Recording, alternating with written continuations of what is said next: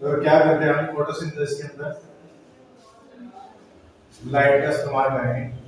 आज लिखना तो नहीं, कुछ सुनाना है। तो समझिए लाइट का इस्तेमाल करेंगे, उससे क्या बनाएंगे, एनर्जी बनाएंगे एटीपी की फॉर्म में, यहाँ पे NADPH। फिर उसके बाद NADPH से एनर्जी बनाने के बाद इस एनर्जी को इस्तेमाल करेंगे, यूज करके क्या बनाएंगे, ग्लूकोज बनाएंगे। ठीक है, इसको हम क्या बोलते हैं, पूरे प्रोसेस को फोटोसिंथेसिस बोलते हैं। ठीक है, अब इसके अंदर क्या करते हैं, नॉर्मली सबसे पहले जब लाइट यूज होती है तो लाइट को इस्तेमाल करते हैं, क्लोरोप्लास्ट पे डाल के इलेक्ट्रॉन को एक्साइट करेंगे, इलेक्ट्रॉन को एक्साइट करके क्या बनाएंगे, एटीपी बनाएंगे, NADPH2 बनाएंगे। उस रिएक्शन को बोलते हैं लाइट रिएक्शन। और जो रिएक्शन होने के बाद जो ये पूरा बन गया, यानी कि ये क्या है, लाइट रिएक्शन है। हाँ, चीज कर दो जो मंडे को टेस्ट होगा, इसमें चाहे सबसे टफ टफ एमसीक्यू डालते हैं, लेकिन 20 एमसीक्यू डालते हैं ना, लेकिन क्वेश्चन आंसर डालते हैं। हमसे थियोरेटिकल क्वेश्चन कराना जरूरी है फॉर द रीजन क्योंकि आपको लिखने की भी प्रैक्टिस होनी चाहिए आंसर्स। तो एमसीक्यू कर लियो और बता, पहले छूट। हाँ हाँ, ठीक है ठीक है। तो लाइट के क्या कर रहे हैं हम, इस्तेमाल कर रहे हैं, तो इसे हम क्या बोलते हैं, लाइट रिएक्शन बोलते हैं। ठीक है, अब जब लाइट रिएक्शन में एनर्जी बन गई और उससे जब हम ग्लूकोज बनाते हैं, उसको हम क्या बोलते हैं, डार्क रिएक्शन।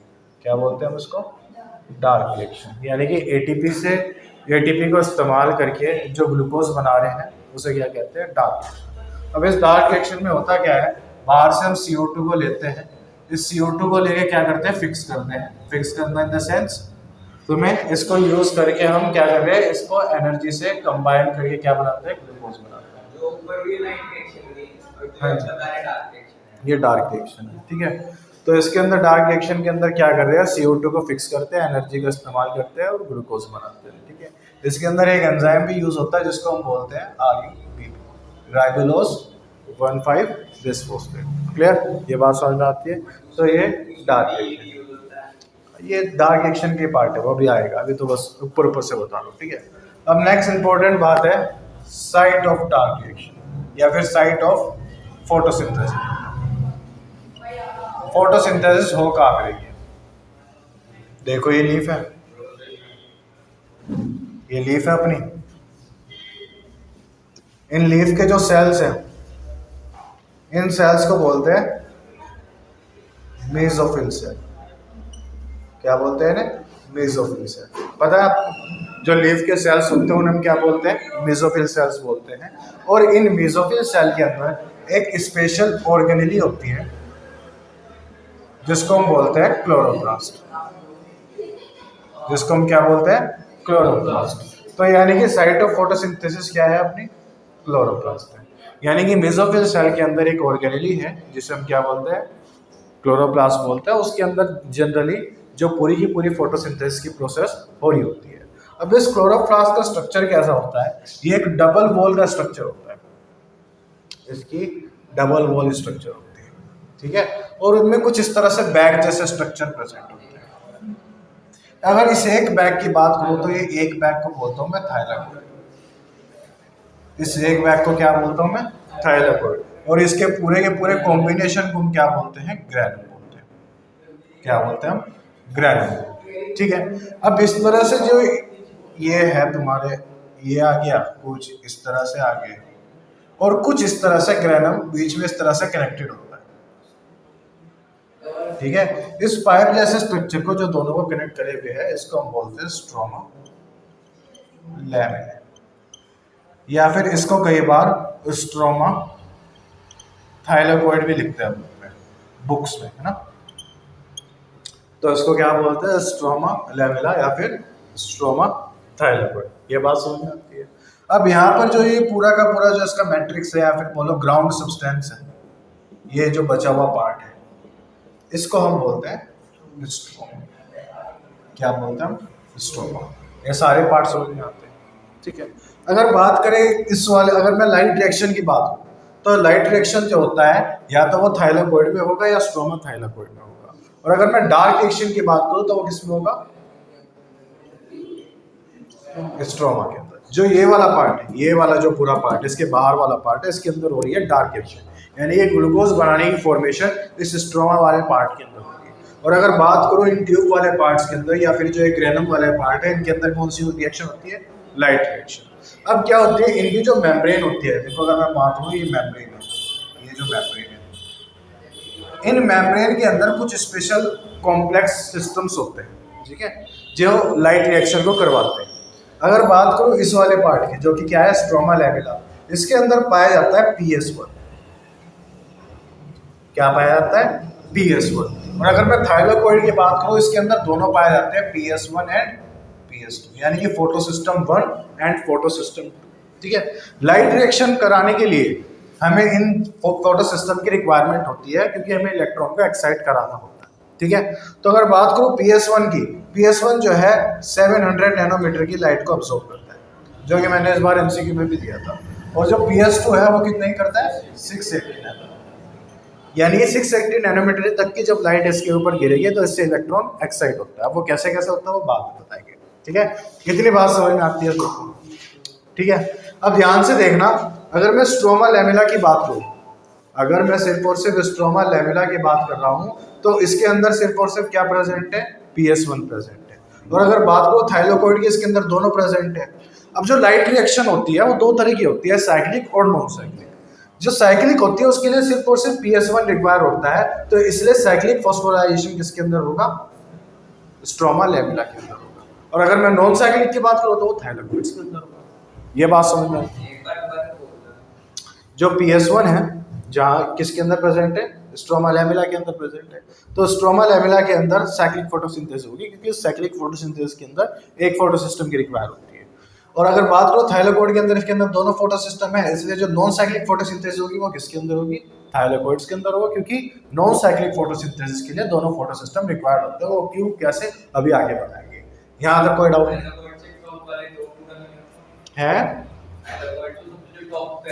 ये सारे थाइलाकोइड्स हैं, ये पूरे कॉम्बिनेशन को हम ग्रैनम बोलते हैं।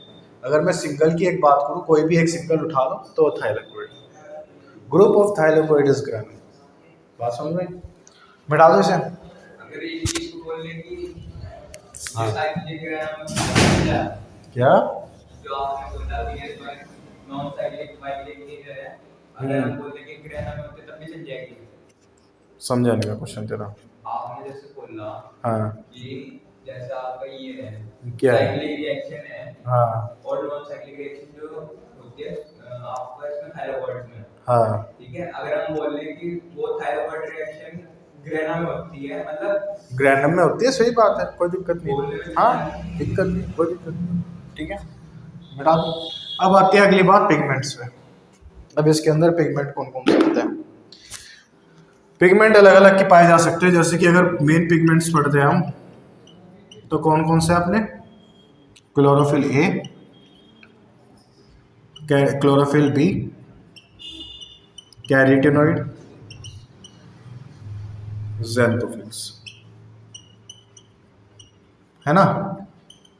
अगर बात करें, आपकी क्लास में शायद डिटेल में कराया गया होगा, बट रिक्वायरमेंट नहीं है। उसके अंदर स्ट्रक्चर वगैरह भी बताएगा, पॉलीफाइनल रिंग वाला स्ट्रक्चर होता है। पढ़ाया मैडम ने? नहीं पढ़ाया, अच्छी बात है, पहली बार अच्छा काम किया, ठीक है। तो हमें क्या पढ़ना है, मेन बात हमें पिगमेंट्स की क्या पता होनी चाहिए। जो मेन फोटोसिंथेटिक पिगमेंट होती है वो कौन सा होता है, क्लोरोफिल ए। ये कौन सा होता है, मेन फोटोसिंथेटिक पिगमेंट। हाँ,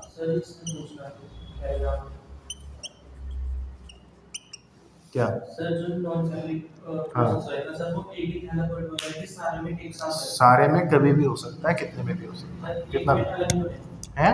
सर, एक में अलग नहीं होते समझा नहीं मैं, दोबारा बताओ। सर। एक थाइलाकोइड में एक अलग प्रोसेस है और एक थाइलाकोइड में अलग प्रोसेस है। फोटो सिस्टम नहीं, ऐसा तो नहीं है, ऐसा होता है, देखो मैं बताता हूँ। लाइट रिक्वायर्ड होगी उसका पार्ट है। ये रहा,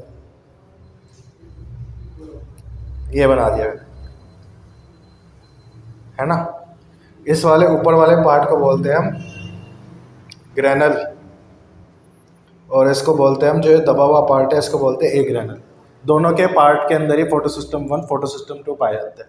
अब इसके अंदर भी पाया जा रहा है, इसके अंदर भी पाया जा रहा है, इसके अंदर भी पाया जा रहा है, इसके अंदर भी पाया जा रहा है। अगर इसके पास इसके वाले पास पहुंचेगी लाइट तो ये भी एक्साइट करेगा, अगर इसके पास नहीं पहुंचेगी लाइट तो ये नहीं एक्साइट करेगा। सिंपल। हाँ ठीक है। तो अगर मैं मेन फोटोसिंथेटिक पिगमेंट की बात करूँ तो वो कौन सा होता है, क्लोरोफिल, यानी कि जो इलेक्ट्रॉन का एक्साइटमेंट करवा रहा है या फिर जो फोटो सिस्टम वगैरह जो पाए जा रहे हैं वो किसके अंदर पाए जा रहे हैं, क्लोरोफिल ए के अंदर पाए जा रहे हैं। ठीक है। बाकी जो जितने भी पिगमेंट्स हैं वो सारे कौन से होते हैं, एसेसरी पिगमेंट। क्या होते हैं, एसेसरी पिगमेंट। एसेसरी पिगमेंट का क्या मतलब है, मान लो ये रहा अपना क्लोरोफिल ए और ये रहे अपने बाकी पिगमेंट्स। मान लो ये ज़ैंथोफिल है, ये कैरोटीनॉइड है, क्लोरोफिल बी है, ये सी है, या ये भी ज़ैंथोफिल है, ये भी ज़ैंथोफिल है ना। अब लाइट आएगी, लाइट आई, सब पे गिरी, इसके ऊपर भी गिरी, इसके ऊपर भी गिरी, इसके ऊपर भी गिरी, इसके ऊपर भी गिरी, सबके ऊपर गिरी। ठीक है, बहुत बढ़िया। तो अब क्या करेंगे, जो क्लोरोफिल ए है वो तो लाइट लेगा, अपना इलेक्ट्रॉन एक्साइट करेगा, लेकिन ये तो मेन पिगमेंट नहीं है। बाकी ये क्या करते हैं, ये क्या करते हैं, जो लाइट एनर्जी इनके पास आई वो सारी इकट्ठी करके इसके ऊपर ट्रांसफर करते रहते हैं, अपनी लाइट एनर्जी इसके ऊपर ट्रांसफर करते हैं, जिससे कि ये आराम से इलेक्ट्रॉन को एक्साइट करता रहे और हमारी साइक्लिक नॉन साइक्लिक प्रोसेस चलती रहे। ठीक है। तो ये जो बाकी पिगमेंट्स हैं उन्हें बोलते हैं हम भैया एसेसरी पिगमेंट, और मेन फोटोसिंथेटिक पिगमेंट किसे बोलते हैं, क्लोरोफिल ए को बोलते हैं। बात समझ में? फोटो खींचना हो तो खींच लो, वरना मिटा रहा हूँ मैं।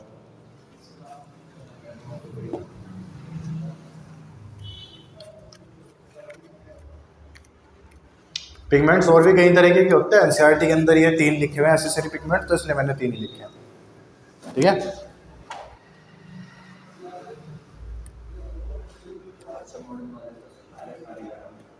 क्या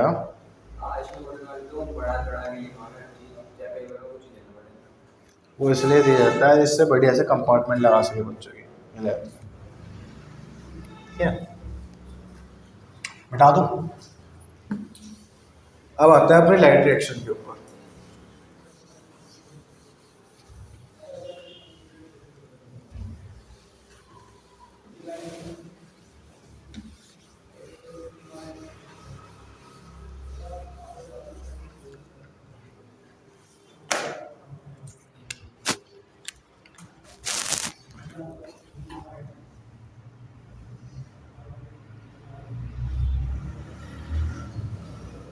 तो 3 प्रोसेस पढ़ते हैं किसी में,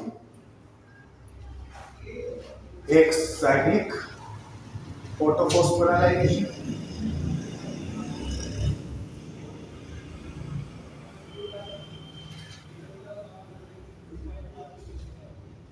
एक नॉन साइक्लिक फोटोफॉस्फोराइलेशन,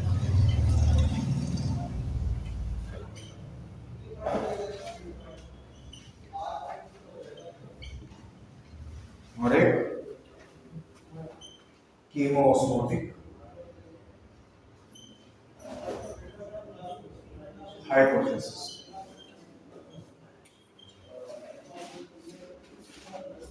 तो 3 प्रोसेस है, cyclic photophosphorylation, non cyclic photophosphorylation, chemiosmotic hypothesis, जो हमें इसके अंदर लाइट रिएक्शन के अंदर पढ़ना है।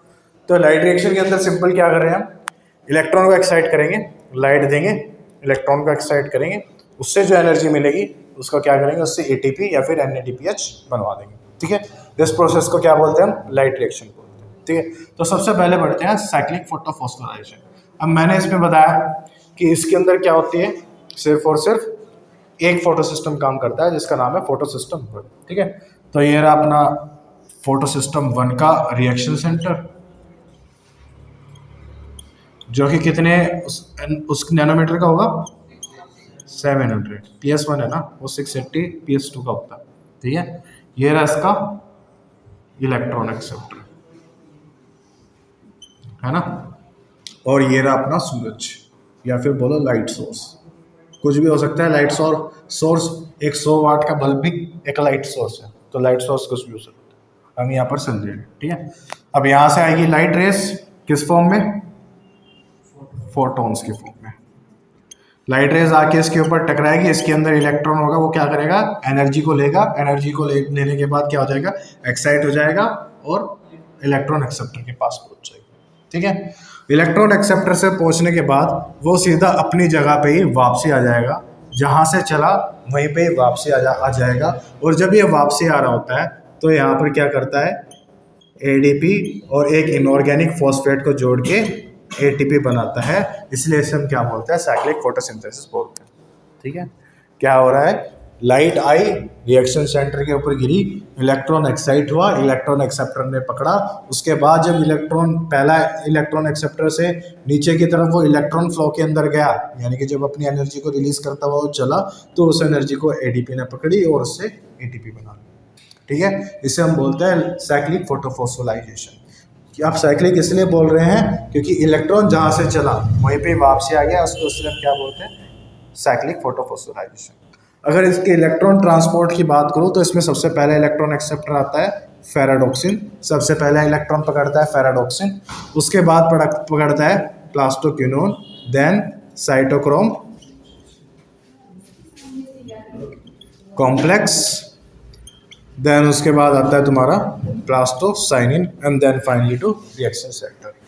मुझे बताओ ये बात समझ में आती है? तो ये कुछ इलेक्ट्रॉन एक्सेप्टर हैं, ऐसा नहीं, ऐसा तो नहीं होना है इलेक्ट्रॉन आया और सीधा टपक के सीधा इसके पास पहुंच जाएगा, तो उसे कुछ प्रोसेस के थ्रू या फिर कुछ एक्सेप्टर के थ्रू पास होना पड़ता है। फॉर एग्जांपल यहाँ पर बहुत बड़ी लंबी लाइन है और मुझे आखिरी बंदे के ऊपर कोई बॉल पहुँचानी है, तो मैं एक इससे पहले इसे बोल दूँगा, फिर ये इधर पहुँचाएगी, फिर ये इधर पहुँचाएगी, फिर आगे पहुँचा देगी, फिर उसके पास पहुँचा देगी और फाइनली जिसके पास पहुँचानी है उसके पास पहुँच जाएगी। तो ये डिफरेंट इलेक्ट्रॉन एक्सेप्टर्स है जो यहाँ पर प्रेजेंट होते हैं, जो इलेक्ट्रॉन को एक्सेप्ट करते हैं। और इसमें इंपॉर्टेंट कौन सा है, फेराडॉक्सिन, क्योंकि सबसे पहला एक्सेप्टर यही होता है। ठीक है, अब नेक्स्ट अगर बात करूँ तो आता है non cyclic photosynthesis. Non cyclic photosynthesis, हाँ एक और बात, जो फोटो सिस्टम 1 है ये है, यानी कि इसके इलेक्ट्रॉन एक्सेप्टर और इसके रिएक्शन सेंटर को कंबाइन करके फोटो सिस्टम 1 है। बात करें अगर नॉन साइक्लिक, हाँ 2 एटीपी बनते हैं इसके अंदर। ठीक है, अभी मैं इतना डिटेल में नहीं पढ़ा रहा क्योंकि रिविजन है, टाइम ऑलरेडी कम है, तो मैं इसलिए थोड़ा शॉर्ट में ही बता रहा हूँ जो याद रखने के लिए जरूरी है। हाँ, तो इसके बाद बात करो अगर नॉन साइक्लिक फोटोसिंथेसिस की। नॉन साइक्लिक फोटो सिस्टम के अंदर 2 फोटो सिस्टम साथ में काम करते हैं सीरीज के अंदर, फोटो सिस्टम 1 और फोटो सिस्टम 2, है ना। ये रहा इसका रिएक्शन सेंटर। इसका रिएक्शन सेंटर कितने का होगा, 680 और इसका 700 नैनोमीटर, है ना। नैनोमीटर क्या होता है पता है? 1 नैनोमीटर में कितना होता है? बिल्कुल, 1 नैनोमीटर में कितना, 10⁻⁻⁹ कितना, क्या मीटर, बिल्कुल सही। ये तो पता होगा, ये तो कौन से, ये तो शुरू में ही आ गया होगा तुम्हारे, वो डुअल नेचर वगैरह, वो क्या डी ब्रोगली वेवलेंथ वगैरह वो आते हैं, है ना। तो अब क्या होगा, ये रहा अपना दोबारा सेशन, यहाँ से क्या आएगी, लाइट्स आएगी किस फॉर्म में, फोटॉन्स की फॉर्म में, और फोटॉन्स के फॉर्म में यहाँ पे आने के बाद यहाँ पर जो इलेक्ट्रॉन होगा वो एक्साइट हो जाएगा। एक्साइट होने के बाद अपने इलेक्ट्रॉन एक्सेप्टर के पास। अब यहाँ पर बात समझने की ज़रूरत है, क्योंकि ये नॉन साइक्लिक फोटोसिंथेसिस है, तो इसके ये तो हमें पता ही है कि इलेक्ट्रॉन वापसी नहीं आएगा, जहाँ से चला वहाँ से वापसी नहीं आएगा, तो यहाँ पर पक्का इलेक्ट्रॉन का लॉस होगा। जब भी लाइट गिरेगी इलेक्ट्रॉन एक्साइट आएगा, इसके पास आएगा नहीं, ऐसे तो इलेक्ट्रॉन खत्म हो जाएंगे इसके पास, तो इसे साथ में इलेक्ट्रॉन भी प्रोवाइड करने की जरूरत पड़ती है।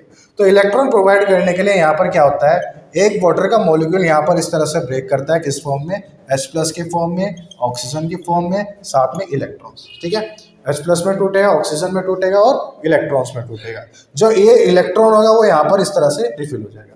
तो जैसे ही इलेक्ट्रॉन यहाँ, लाइट रेज यहाँ पर गिरी, इलेक्ट्रॉन ऊपर गया अपने इलेक्ट्रॉन एक्सेप्टर पे और उसको रिफिल किया वाटर ने, कैसे, अपने आप को तोड़ के वाटर स्प्लिटिंग होगी और यहाँ पर जो इलेक्ट्रॉन उससे निकलेगा वो इसको दोबारा से प्रोवाइड कर दिया जाएगा, जिससे कि दोबारा जो प्रोसेस हो तो दोबारा से इलेक्ट्रॉन एक्साइट हो सके। ठीक है, अब ये पहुँचने के बाद, ये अब इलेक्ट्रॉन एक्सेप्टर पे पहुँचने के बाद ये नीचे की तरफ गिरना स्टार्ट करता है, और जब ये नीचे की तरफ इस तरह गिरना स्टार्ट करता है तो सबसे एक्सेप्ट कौन करता है इसे, PS1 एक्सेप्ट करता है। और यहाँ पर जब ये गिरता है तो वहाँ पर जो एनर्जी रिलीज होती है वो कौन पकड़ेगा, ADP प्लस इनऑर्गेनिक फॉस्फेट क्या बना देगा, ATP बना देगा। ये बात समझ में आती है, यहाँ तो कोई दिक्कत नहीं। तो लाइट गिरी PS2 पे, इलेक्ट्रॉन एक्साइट हुआ, वाटर स्प्लिट हुआ, इलेक्ट्रॉन प्रोवाइड कर दिए गए, इलेक्ट्रॉन एक्सेप्टर से PS1 के पास इलेक्ट्रॉन आ गया और उस दौरान फॉर्मेशन किसकी हुई, ATP की फॉर्मेशन। बात समझ में आई। अब यहाँ पर भी लाइट गिरेगी, इसके ऊपर भी गिरेगी, इस पे ऊपर गिरेगी लाइट तो फिर से इलेक्ट्रॉन एक्साइट होगा, इस बार ये दोबारा अपने इलेक्ट्रॉन एक्सेप्टर पे।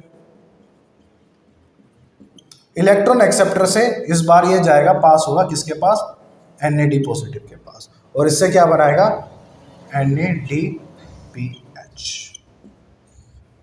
अगर मैं हाइड्रोजन की बात करूं कि यार तुमने यहाँ पे हाइड्रोजन कैसे ऐड कर दिया, तो हाइड्रोजन कहाँ से आया, ये रहा हाइड्रोजन।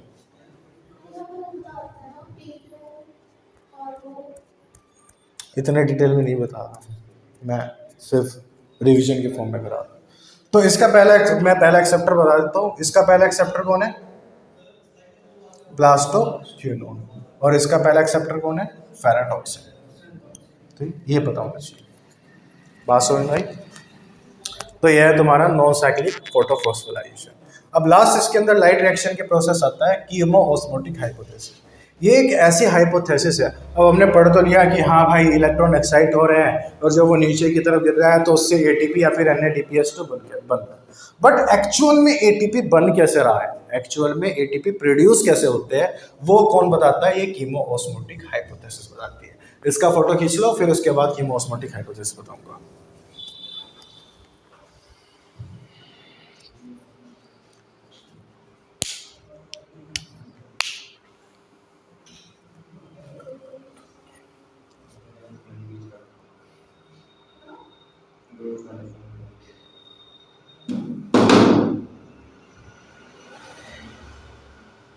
करूं आगे।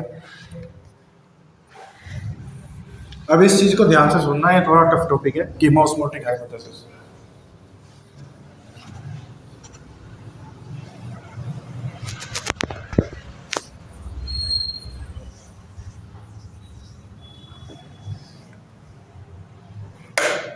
लास्ट टॉपिक है लाइट रिएक्शन के अंदर कीमो-ऑस्मोटिक हाइपोथेसिस।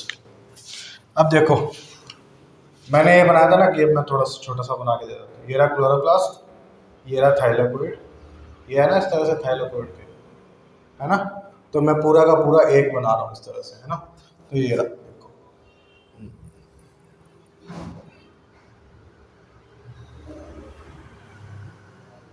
ठीक है। हाँ ये एक थाइलाकोइड है, ठीक है। ये इसके बाहर वाला पार्ट क्या है, स्ट्रोमा। ये इसके बाहर वाला पार्ट, ये वाला पार्ट स्ट्रोमा, और ये इसके जो अंदर वाला पार्ट है, ये वाला पार्ट, इसको बोलते हैं हम ल्यूमेन। इसको क्या बोलते हैं हम, ल्यूमेन, ठीक है। अब यहाँ पर है भैया अपना PS2 और यहाँ पर है मान लो PS1, है ना।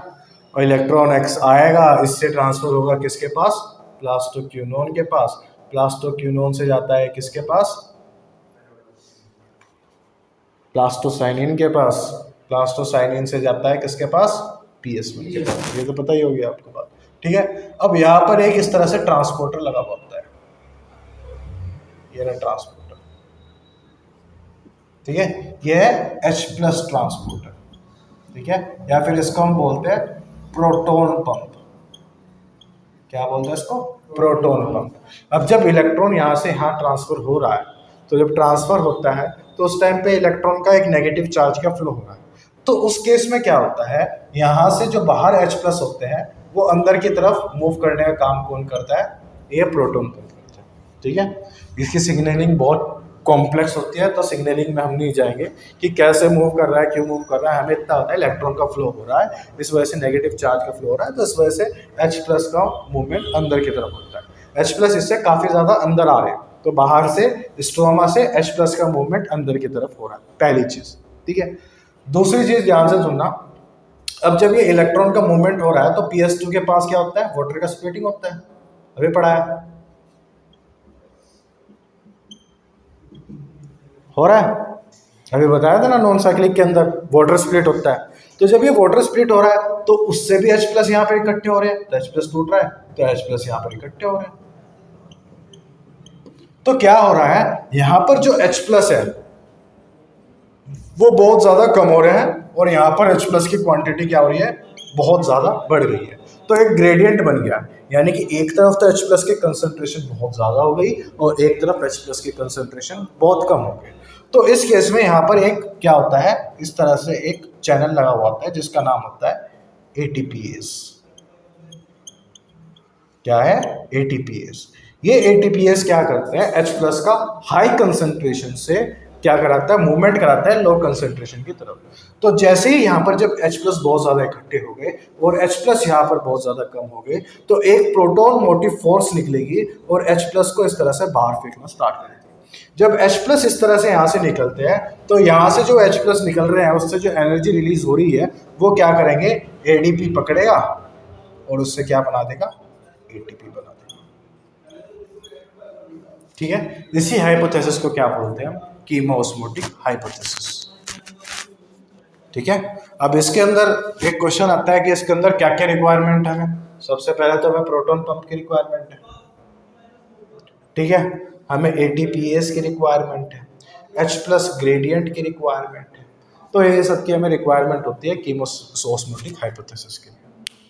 ठीक है, समझ में आया सबको। ठीक है, फोटो खींच लो इसका, 1 मिनट एनसीईआरटी दिखा रहा हूँ,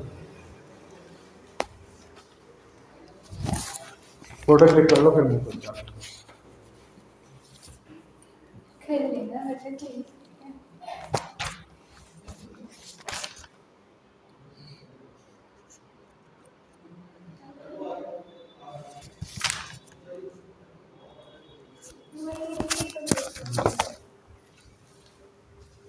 हो गया यार, ये बता दो किस किस को समझ नहीं आया, ये बड़ा मुश्किल होता है कॉन्सेप्ट समझना, तो ये बता दो किस किस को समझ में आया। दोबारा बताऊं, हाँ बोल दो। तो क्या हो रहा है भैया, नॉन साइक्लिक फोटोसिंथेसिस हो रहा है जिसमें PS2 से इलेक्ट्रॉन ट्रांसपोर्ट होकर PS1 की तरफ जाता है, अभी बताया मैंने। तो उस केस में यहाँ पर वाटर स्प्लिटिंग हो रही है।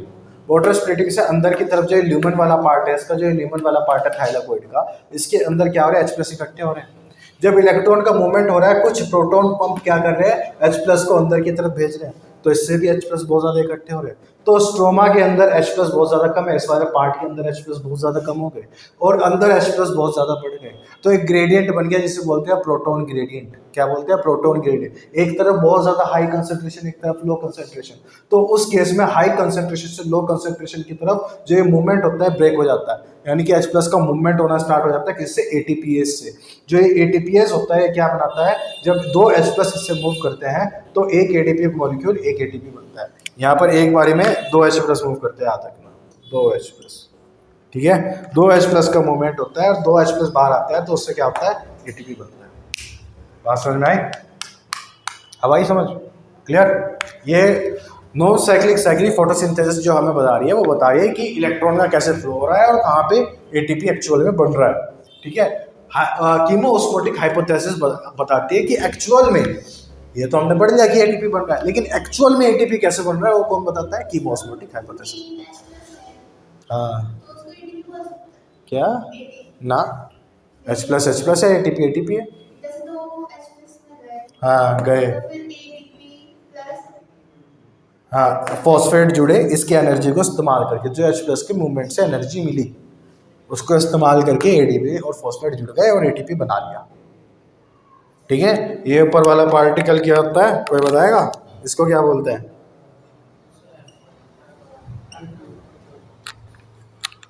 इसके ATPase के 2 पार्टिकल होते हैं, वो अभी हम परसों की क्लास में या फिर ट्यूसडे की क्लास में जो ETC पढ़ेंगे उसके अंदर डिस्कस करेंगे ये वाली चीज़ दोबारा। ये चीज़ दोबारा आएगी, याद रखना। अभी हम जो है NADPH2 FADH2 इकट्ठा कर रहे हैं वहाँ पे, उससे क्या होगा, वो ब्रेक करेंगे, उसको तोड़ेंगे, उनसे H प्लस निकालेंगे, फिर से एक तरफ H प्लस बहुत ज़्यादा इकट्ठे हो जाएंगे, एक तरफ H प्लस बहुत ज़्यादा कम इकट्ठे हो जाएंगे और ग्रेडियंट ब्रेक होगा, फिर से ATP ऐसे ही बनेगी। वहाँ पे पढ़ाया था ना मैंने, कल पढ़ाया था, बता रहा था कि हम FADH2 इकट्ठे कर रहे हैं, NADPH2 इकट्ठे कर रहे हैं, तो वही चीज़ दोबारा रिपीट करेंगे हम ETC के अंदर। ठीक है, मिटा दूँ और मूव करें डार्क रिएक्शन की तरफ।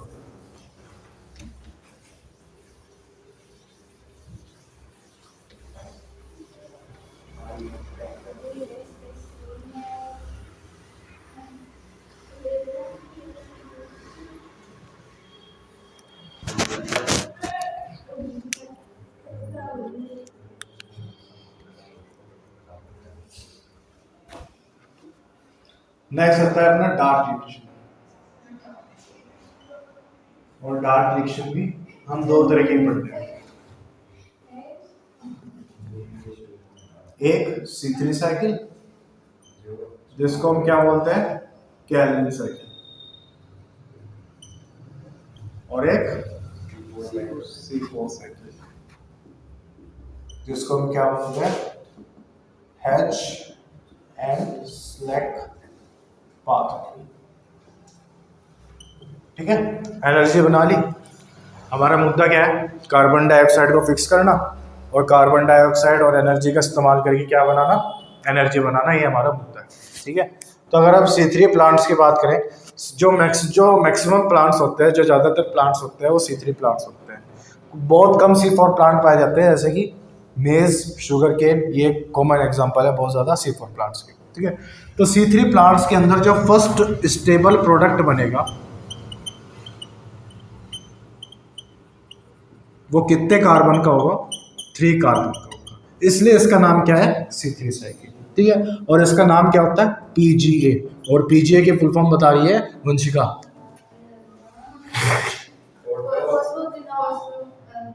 फॉस्फो, जी से, अरे जो तुम घर में भी बहुत इस्तेमाल करते हो, हाँ हाँ, बस सिंपल, फॉस्फोग्लिसरॉल कैसे।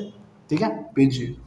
तो यहाँ पर फर्स्ट जो प्रोडक्ट बन रहा है 3 कार्बन का बनता है, वो क्या है, इसलिए इसका नाम क्या है, C3 साइकिल। और बात करो C4 साइकिल की, इसके अंदर जो फर्स्ट स्टेबल प्रोडक्ट बनेगा वो कितने कार्बन का होगा, 4 कार्बन का। अगर मोस्ट कॉमन एग्जांपल की बात करूं, ऑक्सैलो एसिटिक एसिड, जी पूछना है कुछ।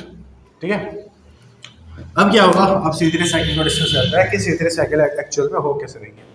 देखो, एक ये होता है कंपाउंड होता है जिसे हम बोलते हैं RUBP, इसकी फुल फॉर्म होती है राइबोलोस 1,5 बाइफॉस्फेट, है ना, ये क्या है, RUBP है। ठीक है, इससे क्या जुड़ेगा, ये जनरली इसके अंदर C3 प्लांट्स के अंदर मेसोफिल सेल्स के अंदर देखने को मिलता है और काफी हाई क्वांटिटी में मिलता है। ठीक है, अब इससे क्या होगा, इससे बाहर से आएगी कार्बन डाइऑक्साइड, बाहर से आएगी कार्बन डाइऑक्साइड और इससे जुड़ेगी, और जुड़ने के बाद एक स्टेबल प्रोडक्ट बनाएंगी, फर्स्ट स्टेबल प्रोडक्ट बनाएंगी जिसको हम बोलते हैं 3PGA।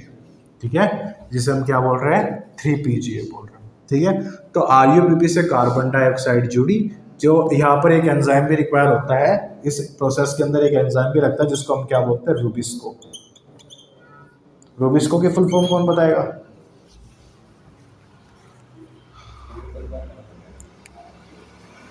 हाँ, रूबिस्को की फुल फॉर्म कौन होता है, रूबिलोस बाइफॉस्फेट कार्बोक्सिलेज।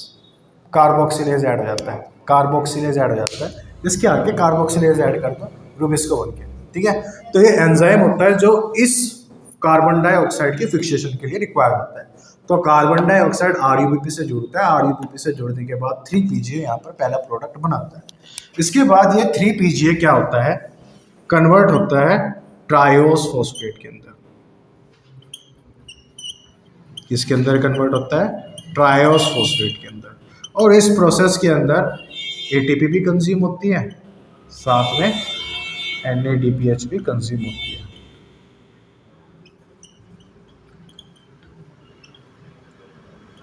ठीक है, ये बात समझ में आई। तो यहाँ पर क्या कंज्यूम हो रही है, एक ATP और NADPH कंज्यूम हो रही है। ठीक है, तो जो एनर्जी हमने लाइट रिएक्शन के अंदर बनाई, इसको इस्तेमाल करना भी हमने स्टार्ट कर दिया। ठीक है, अब इसके बाद ये जो ट्रायस फॉस्फेट होता है, ये क्या होता है, किसके अंदर कन्वर्ट हो जाता है, शुगर के अंदर कन्वर्ट हो जाता है, या फिर बोलो अपने ग्लूकोज बना देता है जो हमें चाहिए। हम क्या कर रहे हैं, डार्क रिएक्शन के अंदर कार्बन डाइऑक्साइड को फिक्स करके ग्लूकोज बना रहे हैं, बन गया ग्लूकोज। ठीक है, बट अगर ऐसे ही साइकिल चलाते रहे तो एक टाइम पे आके एंजाइम खत्म, और एंजाइम खत्म तो रिएक्शन कभी होगी नहीं, रिएक्शन कभी खत्म नहीं हो, रिएक्शन कभी होगी नहीं तो प्लांट मर जाएगा क्योंकि उसके पास ग्लूकोज नहीं होगा। ठीक है, तो इसको रीजनरेट कराना भी जरूरी है, और रीजनरेट कराने के लिए यहाँ से एक ATP का इस्तेमाल किया जाता है।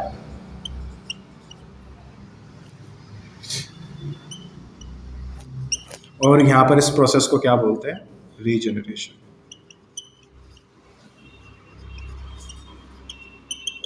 ठीक है, और इस वाले स्टेप को क्या बोलते हैं, कार्बोक्सिलेशन। और दूसरे वाले को रिडक्शन। क्लियर? ठीक है, कार्बोक्सिलेशन की बोल रहे हैं, बताया ना, क्योंकि हम CO2 को जोड़ रहे हैं, और रिडक्शन क्योंकि हम इसको रिड्यूस करिए ग्लूकोज में, ठीक है, और रिजेनरेशन क्योंकि हम RUBP को रीजनरेट कर रहे हैं। ये है आपकी C3 साइकिल। इसके अंदर याद रखने वाली बात कि यहाँ पर कितने होते हैं, कितनी साइकिल चाहिए होती है एक ग्लूकोज को बनाने के लिए? 6 साइकिल चाहिए होती है ना। बाकी और डिटेल तो मैं नहीं बताऊंगा अभी यहाँ पे, चाहिए तो बता देता हूँ, ऑलरेडी बहुत बार बता चुका है मैं, ठीक है। ये आता है बाकी C4 साइकिल।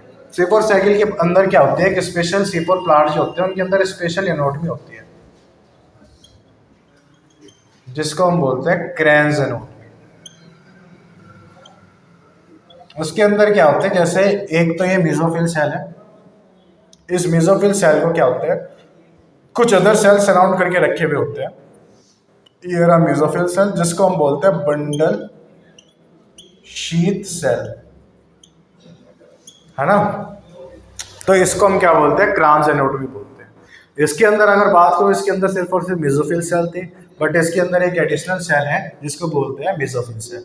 और इसके अंदर स्पेशल बात याद रखने वाली होती है कि इसके अंदर जो है जो मेसोफिल सेल है इसकी, उसके अंदर RUBP एब्सेंट होता है, RUBP उनके अंदर नहीं मिलता, जबकि उसके अंदर RUBP मिलता है। यानी कि यहाँ पर जो कार्बन डाइऑक्साइड का एक्सेप्टर होगा वो डिफरेंट होगा, और इसके अंदर कार्बन डाइऑक्साइड का एक्सेप्टर डिफरेंट होगा। तो इनका अरेंजमेंट कुछ इस तरह से होता है। ये रहा अपना